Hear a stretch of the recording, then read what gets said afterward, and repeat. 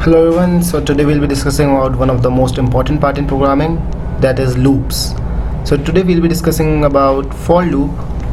So first let me go to presentation mode and let's see how for loop works. So by name you can get that loops are used to read commands over and over again. So let's see how loop works. For example, we have a list of names. I already told you in one of my tutorials that how to make a list. For example, we have names Adam, Jones, LeBron, James. So we have a list of names and we have to print them over and over again, all of the names. So it might be really tough to print every element of the list one by one. So we use loops instead. So what I'll do is, first I'll talk about the syntax of for loop. I'll apply a for loop. So first write for, then write a variable which hasn't been used yet. For example, I'm using x here in. So this means we have to apply, so this variable will be used in this variable name which we have already defined, this list, and then apply these colons and press enter. So you can easily read for x in name. So for x variable in name list, what we have to do, print x. So shift F10, we'll run this. Let's see what happens here. So we have the list here: Adam, John, LeBron, James. So what happened here is, this x variable will go through all of the elements in this list and we have printed x. So first it prints Adam, then John, then LeBron, then James.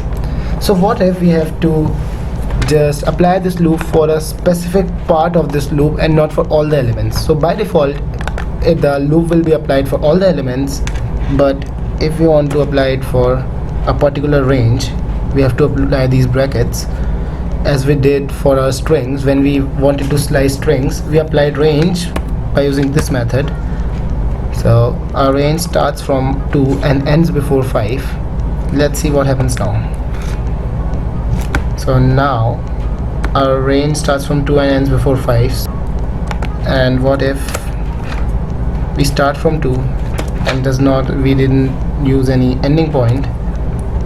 So now we have LeBron and James again, because these were the elements after the second position: 0, 1, 2 and 3. Right. So that's how we can apply for loop in list. What if we don't have a list? We have a let's say, let's play with numbers here. So for x, a variable in range. So for example, we have to work with numbers in a loop. So we'll work in range from 0 to 10. So it will start from 0 and end before 10, that is, it will work from 0 to 9 and will print x. So let's see what happens here. I forgot to apply this colon here. Shift F10, and let's see what happens here. It has printed all the numbers from 0 to 9 here. So it is also very simple to read. For x in range 0 to 10, because we have not applied any starting point, so that means from 0 until 10 it will print x. So it has printed all the numbers from 0 to 10. What if we apply a comma here and write 20? So now its range is from 10 to 20, that is, it has starting point of 10 and it will end before 20, that is, it will print all the numbers from 10 to 19. Let's see if it works. Shift plus F10. It has 10, 11, 12 until 19. Now the last thing we need to know for our basics of for loop in numbers, what if we apply 2 here? So our loop starts from 10 and before 20 and has an increment of 2 after each element. So the third condition is for increment, and let's see what happens now. We ran a program. So 10, 12, 14, 16, 18 and ends before 20, so it will not print 20. So first we started from 10, ended before 20, and after each element we have an increment of 2. We can see here 10, 12, 14, 16, 18. So if we want to write table of 2, what we can do is start from 2, end before 21 and increment 2. Shift F10 and let's see 2, 4, 6, 8, 10, 12, 14, 18 and 20. So this is how for loop works for list and for a particular range. So these were the basic of for loops, and we'll be using for loops quite a lot in future.